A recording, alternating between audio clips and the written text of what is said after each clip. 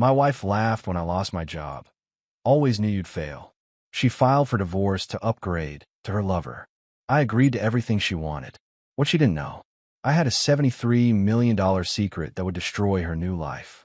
When she found out months later, her screams could be heard 3 blocks away. My name is Kevin Rodriguez. I'm 46 years old, and I spent the better part of 2 decades building security systems for small businesses across Texas. Started from nothing, really. Fresh out of community college with a certificate in network security and a head full of dreams about making businesses safer. What I didn't expect was to stumble onto something that would eventually change everything.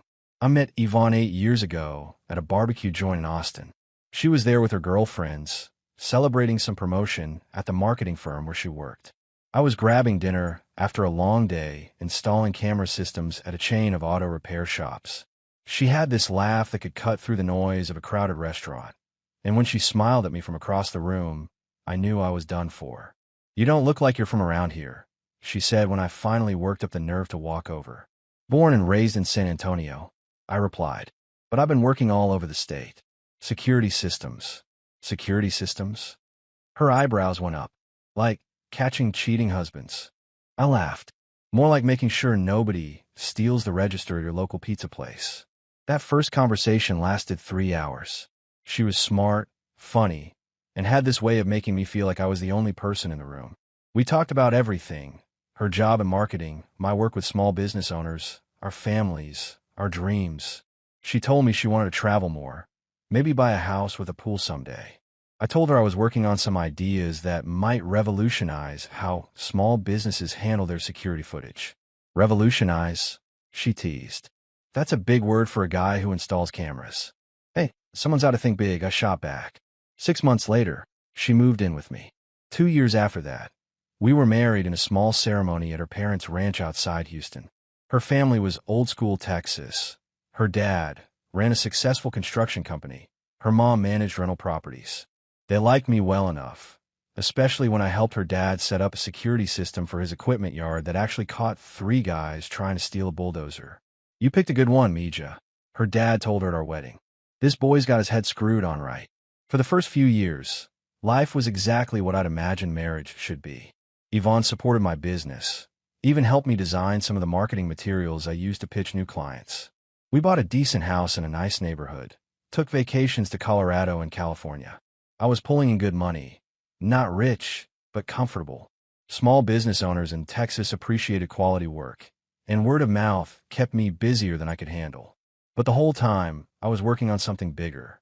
Late nights in my home office, weekends spent coding and testing. I was developing an encryption system that would make security footage virtually unhackable while still being simple enough for a mom-and-pop shop to use. Every camera system I installed taught me something new about what small businesses really needed. Yvonne knew I was working on some project, but I never went into details. Honestly, I wasn't sure it would amount to anything, and I didn't want to get her hopes up. Plus, there's something to be said for keeping your biggest dreams close to your chest until you know they're real. I had no idea that decision would end up saving my life. The first sign of trouble in our marriage appeared about 3 years ago when small businesses started tightening their belts. My regular clients began postponing security upgrades or asking for payment plans. Nothing catastrophic, just normal business fluctuations. But for Yvonne, any income dip felt personal. "Maybe you should charge more," she suggested one evening. "Or find bigger clients. Commercial buildings, shopping centers." "It's not that simple, babe," I explained. "My specialty is small business systems. Breaking into commercial work means competing with huge security firms. So you're saying you can't grow?" Her voice had an edge I hadn't heard before. "I'm building something sustainable. The encryption project I'm working on could change everything once it's ready." She rolled her eyes. "Right, your secret project. How long have you been saying that?" That stung. I've been working nights and weekends for 2 years, developing algorithms that could protect security footage from sophisticated hackers. Every breakthrough felt revolutionary, but explaining technical details to Yvonne was like describing color to the blind. What made it worse was her sister Monica marrying some hotshot real estate developer in Dallas. Suddenly, every family gathering became opportunities for Yvonne to compare our modest success to Monica's lifestyle. Weekend wine trips, designer handbags, talk of second homes. Monica says Derek's looking at properties in Cabo. Yvonne mentioned during dinner. Good for them, I said, not looking up.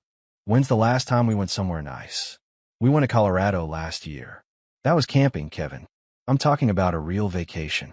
I set down my fork. What's this really about? Nothing.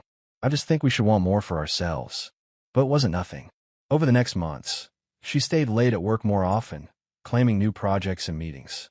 She'd come home talking about colleagues I'd never heard of, especially some marketing director named Brad, who apparently had revolutionary ideas about brand development. Brad thinks I should start my own consulting firm, she announced one evening. With what startup capital? That's the problem. We never have money for opportunities because you're content with the status quo. Content with the status quo. That phrase stuck because it was completely wrong. Every night coding. Every weekend sacrifice to perfect my encryption algorithms. Every client consultation where I secretly tested new protocols. None of that was status quo. The irony was I was closer than ever to a breakthrough. My encryption system was nearly ready for beta testing, and I'd had preliminary conversations with a cybersecurity firm in Austin about licensing the technology. But I kept that information to myself, partly because I wanted certainty before raising expectations, and partly because Yvonne's growing resentment made me cautious about sharing good news. Things escalated quickly after that conversation. Yvonne started coming home later, claiming Brad needed her input on urgent projects. She'd sit at the kitchen table, texting and laughing at her phone while I worked on my encryption algorithms in the next room. Who's that? I asked one evening, nodding toward her phone. Just work stuff, she said, but didn't elaborate. The real wake-up call came during Thanksgiving at her parents' ranch. Monica and Derek showed up in a brand new BMW, talking about their investment portfolio and upcoming European vacation. Derek pulled me aside after dinner, cigar in hand. Kevin, man, you need to step up your game, he said, blowing smoke into the night air. Yvonne's been asking Monica about what it takes to succeed in business. What do you mean? She's wondering if you've got what it takes to provide the lifestyle she deserves. I felt my jaw clench. And what lifestyle is that? Come on, brother. Look around. Nice cars, nice trips, nice things. Monica never has to worry about money because I make sure of that. That night, driving home in our 5-year-old pickup truck, Yvonne was unusually quiet. Finally, she spoke up. Derek's right, you know. You could be doing so much more with your skills. Like what?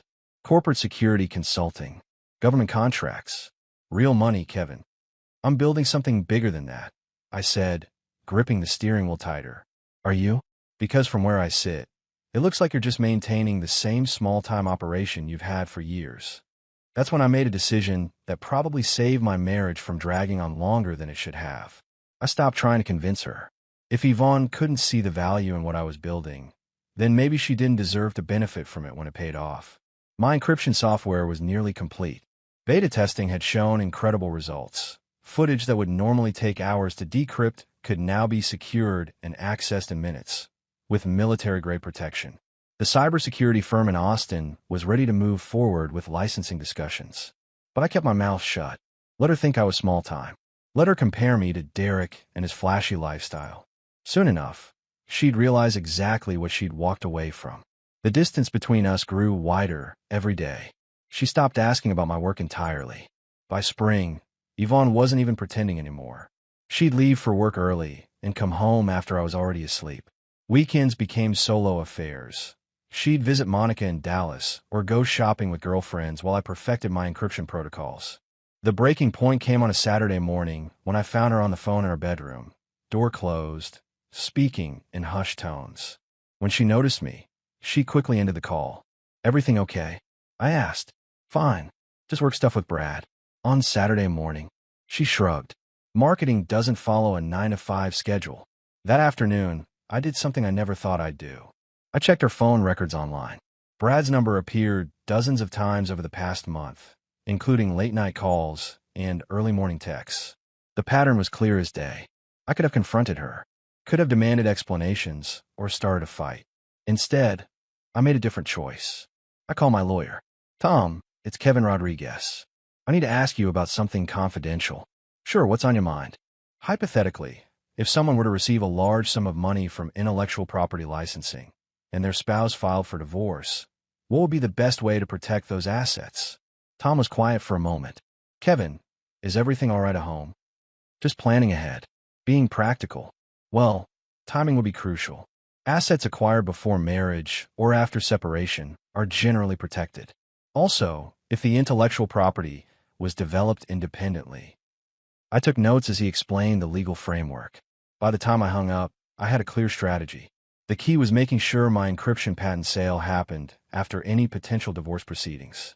That evening, Yvonne came home with shopping bags and a guilty expression. I bought a few things, she said, not making eye contact. I can see that. Monica's having a pool party next weekend. I needed something appropriate. Another weekend with Monica and Derek. Another opportunity for her to feel inadequate about our life together. Have fun, I said, turning back to my computer.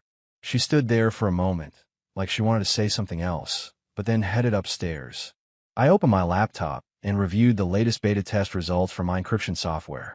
The cybersecurity firm had scheduled a final demonstration for the following month. If everything went as planned, I'd be looking at a licensing deal worth millions. But Yvonne would never know that. Some bridges, once burned, can't be rebuilt. The call came on a Tuesday morning while Yvonne was getting ready for work. CyberGuard Systems, the Austin-based firm I'd been negotiating with, had completed their final evaluation of my encryption software. They wanted to schedule an emergency meeting. We need to move fast on this, Kevin, said Marcus Chun, their CEO. Our competitors are sniffing around similar technology. If you're ready to sign, we're prepared to offer $73 million for exclusive licensing rights. $73 million. I had to sit down. I'll need my lawyer to review the contracts. I managed to say, of course. Can you be here Friday? I'll be there. I hung up and sat in my home office, staring at the encryption algorithms I'd spent 3 years perfecting. All those late nights, all those weekends sacrificed while Yvonne complained about my lack of ambition. She had no idea what was about to happen. But that same afternoon, my world shifted in a different direction. I came home from a client meeting to find Yvonne sitting at the kitchen table, her face red from crying. We need to talk, she said. I set down my equipment bag. What's wrong? I can't do this anymore, Kevin. This marriage, this life. I feel like I'm suffocating. Here it was. The conversation I'd been expecting for months. Is this about Brad? I asked calmly. Her face flushed. How did you? Phone records. Late night calls. It's not exactly subtle, Yvonne. She looked down at her hands. I never meant for it to happen. But it did happen. Yes, she whispered. I walked to the refrigerator and grabbed a beer, taking my time to process this moment. Part of me wanted to feel angry or betrayed, but honestly, I just felt relieved. The pretending was finally over. So what do you want to do about it? I asked. She looked up, surprised by my calm tone. I want a divorce. Okay. That's it. I shrugged. Yvonne, you haven't been happy for months. You think I'm a failure who can't provide the lifestyle you want. Brad apparently can. Why would I fight to keep someone who doesn't want to be here? She stared at me like I'd spoken in a foreign language. I think she expected me to beg or get angry or make some dramatic speech about fighting for our marriage. Instead, I took another sip of beer and said, I always knew you'd find a reason to leave when things got tough. Guess I was right. The words hit her harder than I expected. Her face crumpled, and fresh tears started flowing. That's not fair, she said. Isn't it? Within a week, Yvonne had moved out and was staying at Brad's apartment. She'd hired a lawyer and filed divorce papers, citing irreconcilable differences. Her attorney was some hotshot named Patricia Vance who specialized in high-asset divorces. The first settlement meeting was scheduled for the following Monday. Yvonne walked in wearing a new dress and expensive jewelry I'd never seen before, clearly Brad's influence. She barely made eye contact as her lawyer laid out her demands. Mrs. Rodriguez is seeking 50% of all marital assets, Patricia announced. This includes the house, vehicles, business equipment, and any intellectual property developed during the marriage. My lawyer, Tom Morrison, kept a poker face. We prepared for this exact scenario. My client is willing to discuss a reasonable settlement, Tom replied. However, we'll need full disclosure of any relationships that may have contributed to the breakdown of this marriage. Patricia's expression hardened. What are you implying? We're not implying anything. We're stating facts. Mrs. Rodriguez has been having an affair with a colleague named Brad Mitchell for approximately 4 months. Yvonne's face went white. She obviously hadn't told her lawyer about Brad. That's irrelevant to the property division, Patricia stammered. In Texas, adultery absolutely affects property division, Tom continued smoothly. Especially when the unfaithful spouse is seeking to upgrade their lifestyle at the expense of the wrong party. The word upgrade hung in the air like a slap. Yvonne flinched visibly. After an hour of tense negotiations, we reached a preliminary agreement. Yvonne would get the house, her car, and a lump sum payment of $200,000. In exchange, she would waive all future claims to any assets or income one might acquire. This seems reasonable, Patricia advised her client. The lump sum allows you to start fresh without ongoing financial entanglements. Yvonne looked at me across the conference table. You're really willing to give me everything. I want you to be happy, I said honestly. If that means being with Brad and having the lifestyle you think you deserve, then take it. Just don't come back later asking for more. She signed the papers that afternoon. The divorce would be final in 60 days. As we left the law office, Yvonne caught up with me in the parking lot. Kevin, I want you to know. Don't. I interrupted. We're done, Yvonne. You made your choice. Now live with it. I got in my truck and drove straight to Austin for my meeting with CyberGuard Systems. By the time I signed their licensing agreement 3 days later, my ex-wife was already planning her new life with money from our old one. She had no idea what she just walked away from. 6 months after the divorce was finalized, I sat in a conference room in downtown Austin, signing the most important documents of my life. CyberGuard Systems had completed their due diligence, and my encryption software had exceeded every benchmark they tested. Congratulations, Mr. Rodriguez, Markuschin said, shaking my hand. This technology is going to revolutionize small business security worldwide. The final licensing agreement was worth $73 million, with $48 million paid up front and a remainder in performance bonuses over 3 years. To protect myself legally, my attorney had structured the deal through a limited liability company owned by an offshore trust. On paper, Kevin Rodriguez was still just a divorce guy running a small security business. I drove back to San Antonio in my old pickup truck, passing the house where Yvonne now lived with Brad. They'd gotten engaged 2 months after our divorce was final, and from what I heard through mutual friends, they were planning an expensive wedding in Cabo. Let them have their moment. They had no idea what was coming. Meanwhile, I've been quietly building my new life. I purchased a modest ranch property outside the city through the trust, keeping my public profile low. I even hired my first employee, a young cybersecurity specialist named Maria Santos, fresh out of UT, with brilliant ideas about next-generation encryption protocols. Mr. Rodriguez, the applications for this technology go way beyond small business security, Maria explained during our first strategy meeting. Government contracts, military applications, Fortune 500 companies. We could build something massive. I liked her ambition. More importantly, I trusted her discretion. Maria had signed ironclad non-disclosure agreements and knew that our work required absolute secrecy. What I didn't expect was for my past to catch up with me so quickly. The first sign of trouble came when Yvonne's sister Monica called me out of nowhere on a Tuesday afternoon. Kevin, we need to talk, she said, her voice tense. About what? About my sister and the mess she's gotten herself into. I met Monica at a coffee shop near her office in Dallas. She looked stressed, tired, and nothing like the confident woman who'd flaunted her wealth at family gatherings.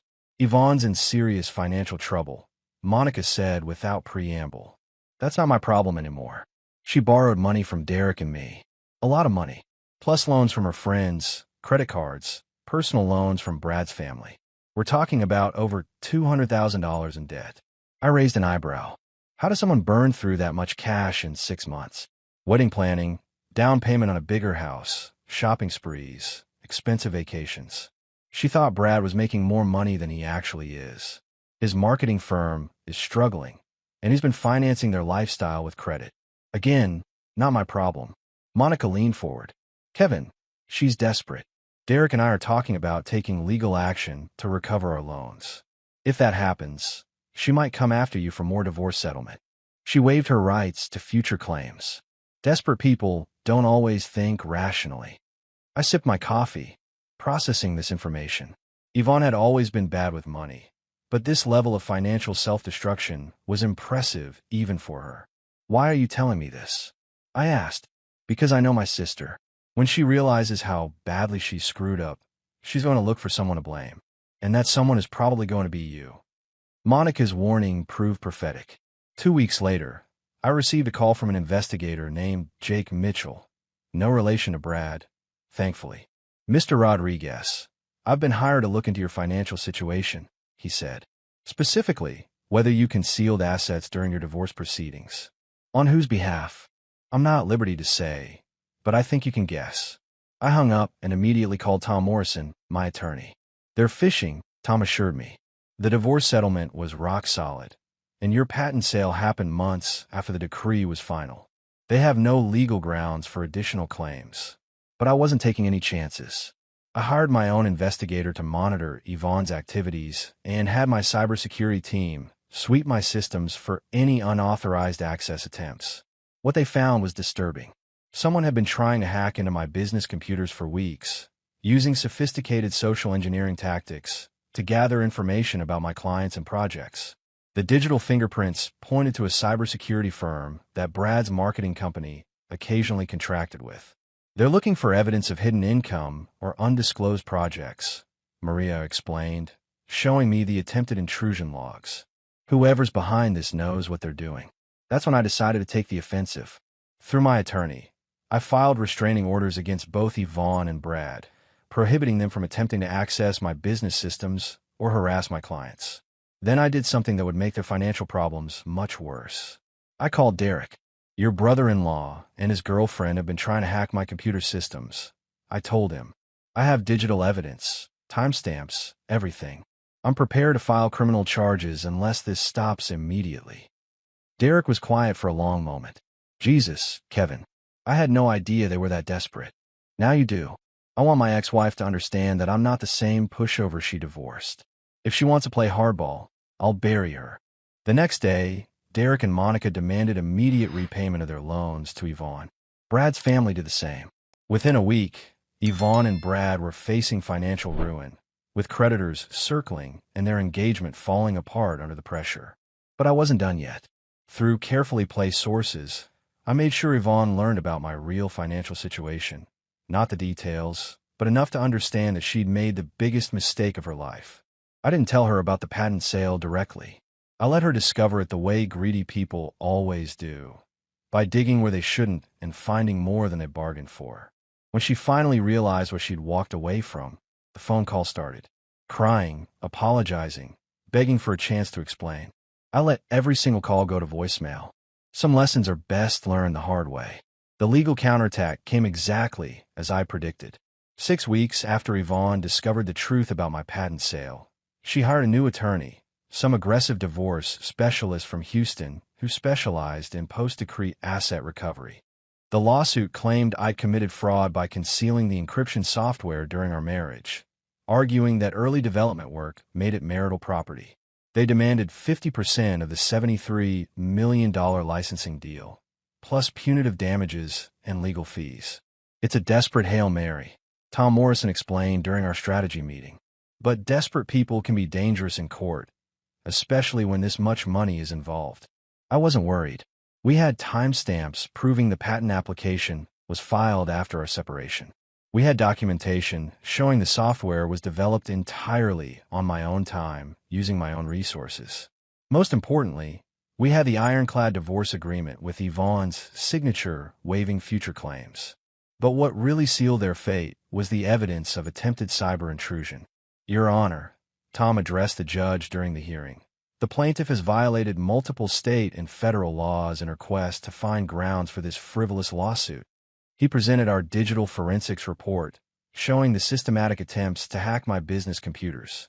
We had server logs, IP addresses, and timestamps proving that someone with access to Brad's marketing firm had tried to steal proprietary information. Furthermore, Tom continued, this appears to be part of a pattern of harassment designed to pressure my client into an unwarranted settlement. Yvonne's attorney tried to object, but the evidence was overwhelming. The judge was clearly annoyed by what he called a fishing expedition disguised as a legitimate legal claim. The ruling was swift and brutal. Not only did the judge dismiss Yvonne's lawsuit with prejudice, he ordered her to pay my legal fees under Texas's frivolous litigation statute. The amount was substantial, nearly $80,000. But I wasn't finished. Using the court's findings as leverage, I filed criminal charges against Brad's company for unauthorized computer access. While the DA eventually declined to prosecute, the investigation destroyed Brad's business reputation and cost him several major clients. Within 6 months, both Yvonne and Brad were facing bankruptcy. Their engagement ended when the financial pressure became unbearable, and Yvonne moved back in with her parents in Houston. Meanwhile, I was building an empire. CyberGuard's implementation of my encryption technology had exceeded all projections, triggering the performance bonuses in our contract. The additional payments pushed my total earnings past $90 million. I used the money to expand Rodriguez Security Solutions into a major player in the cybersecurity industry. Maria Santos became my chief technology officer, and together we developed innovations that attracted attention from Fortune 500 companies and government agencies. The best revenge, I realized, wasn't destroying Yvonne's life. It was building a life so successful that her absence became irrelevant. 2 years later, I was featured on the cover of Texas Business Monthly as Cybersecurity Entrepreneur of the Year. The article detailed how a small-town security installer had revolutionized data protection for businesses worldwide. It mentioned my divorce only briefly, noting that I'd remained focused on my work despite personal challenges. Yvonne called me the day the magazine hit the stands. "Kevin, I saw the article," she said, her voice small and tentative. "I'm so proud of what you've accomplished." "Thank you," I replied neutrally. "I know I have no right to ask, but could we maybe meet for coffee? I'd like to apologize properly for everything that happened." I considered the request for a moment. The old Kevin might have agreed, might have wanted closure or vindication, but the man I'd become had moved far beyond needing either. "Yvonne, I appreciate the call, but there's nothing left to discuss. You made your choice, I made mine. We both have to live with the consequences." "But Kevin," I realize now how wrong I was. About everything. About you. About what really matters in life. "I'm sure you do. But realizing you made a mistake isn't the same as earning a second chance." She was quiet for a long moment. "Is there anything I could do to make this right?" "The only thing you can do is learn from this experience and treat the next person better." After I hung up, I sat in my office overlooking downtown San Antonio, thinking about the journey that had brought me here. Rodriguez Security Solutions now employed 37 people across 3 states. We had government contracts, Fortune 500 clients, and a research division developing next-generation security protocols. Maria knocked on my door, holding a folder of patent applications for our latest innovations. "Mr. Rodriguez, the Department of Defense wants to schedule a demonstration of our quantum encryption protocols," she said. "They're talking about a contract worth $200 million over 5 years. I smiled and nodded. This was the life I'd built, not in reaction to Yvonne's betrayal, but in spite of it. Success driven by purpose, not revenge. That evening, I drove out to my ranch and sat on the porch, watching the sunset over the Texas Hill Country. I own this land, this house, this view. But more importantly, I own my choices and my future. Sometimes the best revenge isn't revenge at all. Sometimes it's simply becoming the person you were always meant to be, without the dead weight of people who never believe in your potential. I never heard from Yvonne again.